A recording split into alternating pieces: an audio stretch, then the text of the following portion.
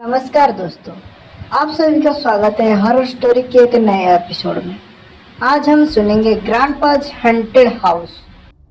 रात के समय कार धक्के खाते हुए रुक गई और उसमें से आरव नीचे उतरा और घड़ी देखी। उस वक्त रात के ठीक 9 बज रहे थे। फिर उसने कार का बोनट खोला और उसे ठीक करने की कोशिश करने लगा, लेकिन गाड़ी स्टार्ट ही नहीं हो रही थी। आरव ने मोबाइल से मदद मंगवानी चाहिए, पर उसमें नेटवर्क का नामो निशान नहीं था।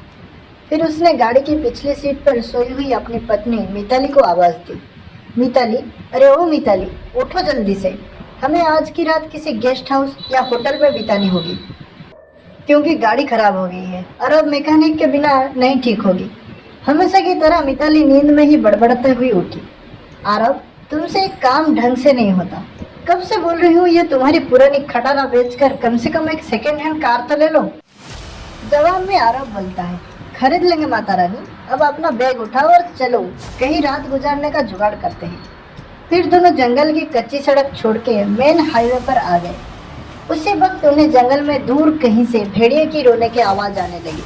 वो भेड़ियों की आवाज़ें उस काली रात को और भी डरावनी बना रही थी। दोनों लगभग आधा घंटा चल रहे थे, पर उन्हें ना कोई लिफ्ट मिली और ना कोई होटल। मिताली बोली, आरव, तुम्हारे बेवकूफ़ दोस्त मिंटू ने ये कौन से वीराने में फार्म हाउस खरीद रखा है। इस बात पर आरव कुछ कहता उससे पहले ही आसमान में जबरदस्त बिजली कड़की। उस आवाज़ से डरी हुई मिताली आरव के सीने से लिपट गई। उस वक्त आरव के चेहरे पर एक मुस्कान चमक गई। तेज बारिश के आसार नजर आने लगे। तभी चलते चलते बिजली की चमचमाती तेज रोशनी में उन्हें एक पुरानी हवेली दिखी थी। वह दोनों तेजी से दौड़ते दौड़ते उस हवेली के नजदीक पहुंचे। हवेली गेट पर उन्हें कोई वॉचमैन नजर नहीं आया, इसलिए वो दोनों गेट खोलकर हवेली के मुख्य दरवाजे के पास पहुंचे। दरवाजे पर डोरबेल के नाम पर एक पुरानी रस्सी किसी सांप की तरह लटक रही थी। उस रस्सी को आरव ने 2-3 बार खींचा, लेकिन अंदर से किसी भी घंटी की आवाज नहीं आई। फिर मिताली ने दरवाजे पर खटखटाने के लिए अपना हाथ आगे बढ़ा ही रही थी कि अंदर से एक भारी आवाज आई, अंदर आ जाओ, दरवाजा खुला है। उन दोनों को ये बात अजीब लगी, क्योंकि अंदर से किसी भी घंटे की आवाज़ नहीं आई थी और न ही उन दोनों ने कोई आवाज़ की थी। फिर वो दोनों दरवाज़ा खोलकर अंदर गए। दरवाजे के ठीक सामने झूले पर बैठकर एक आदमी शाही अंदाज में सिगार पी रहा था। उन्हें देखते ही आरव बोला, सर, हम यहाँ से कुछ ही किलोमीटर दूर हमारे दोस्त का फार्म हाउस देखने जा रहे थे, पर बीच रास्ते में ही हमारी कार खराब हो गई और मदद बुलाने के लिए मोबाइल में नेटवर्क भी नहीं है। क्या हम आपके फ़ोन से कॉल कर सकते हैं? झूले पर बैठे उस आदमी के चेहरे पर कोई भाव नहीं था। उसने कहा, जरूर कीजिए, टेलीफोन ऊपर के आखिरी कमरे में है। आरव ने सबसे पहले अपना परिचय देना उचित समझा। उसने कहा, मेरा नाम आरव है और ये है मेरी पत्नी मिताली। जवाब में वो आदमी बोला, मेरा नाम दादा ठाकुर है, मैं इस हवेली का मालिक हूँ। आरव और मिताली हवेली की शान देखते ही रहे थे कि उनकी नज़र दादा ठाकुर के पीछे वाली दीवार की सबसे बड़ी फोटो फ्रेम पर पड़ी।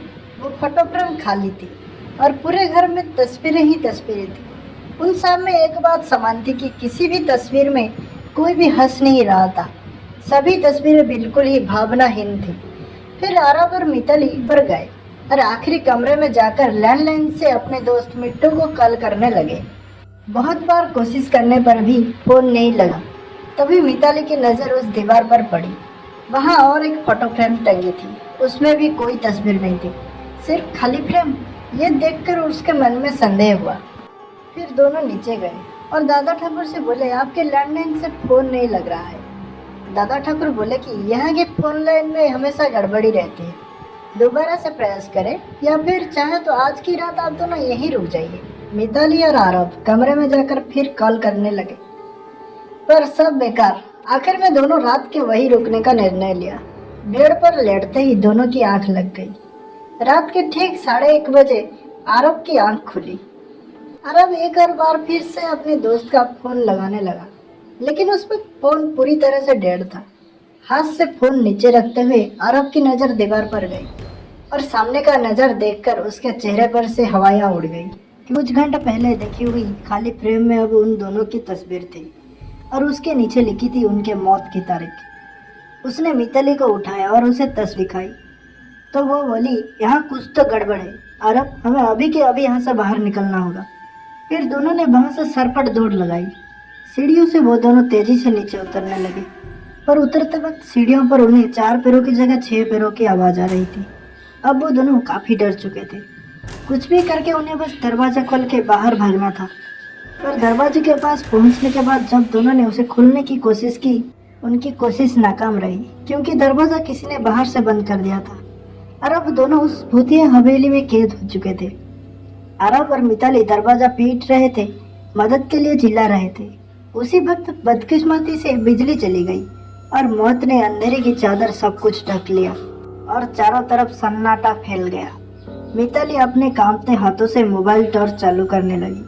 जैसे ही उसने टॉर्च चालू की, उसकी रोशनी सबसे पहले सामने वाली उस बड़ी से फोटो फ्रेम पर पड़ी, जिस फ्रेम को आते वक्त दोनों ने खाली देखा था। उस खाली फोटो फ्रेम में अब झूले पर बैठे दादा ठाकुर की तस्वीर शैतानी मुस्कान दे रहे हैं, और अगले ही पल दादा ठाकुर तस्वीर से धीरे धीरे गायब होने लगे और उसके नीचे रखा हुआ झूला बिना हवा के ही झूलने लगा। उस भयानक मंजर को देखकर मिताली की बिंदी बैठ गई और आरव बस बेसुधा देखता ही रहा। कुछ ही पलों में मोबाइल भी स्विच ऑफ हो गया। अब तक उजाला में मिताली और आरव को वहां पर एक दूसरे के सांसों की ही आवाज आ रही थी, पर अब अंधेरे में उन्हें और कई सारे लोगों की सांसों की आवाज सुनाई देने लगी। एक एक करके सभी आवाजें नजदीक आ रही थी और कुछ ही पलों में दर्द भरी चीख के साथ उन दोनों की तस्वीर भी बाकी तस्वीरों के साथ हवेली के दीवार पर टंग गई और दादा ठाकुर झूले पर बैठ के सिगार पीते हुए किसी और मेहमान का इंतजार करने लगे।